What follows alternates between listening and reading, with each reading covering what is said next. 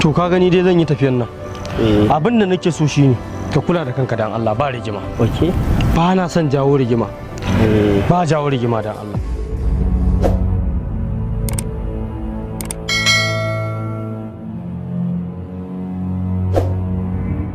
Zan je zan dawo insha Allah.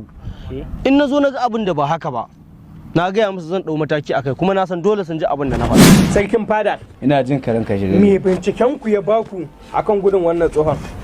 Tabbas binciken mu ba abin da ya bamu, amma akwai abin da nake zargi. Zargi kuma wani irin zargi?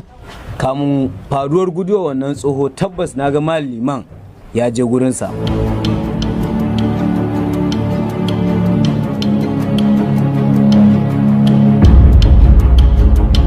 Kai munafikin Allah ta'ala, kaga gengedi ma yake yi, ya je ya gama kulla abin da ya kulla, ya zo nan ina gengedi. Ya sami inuwa ba, ya je ya kulla.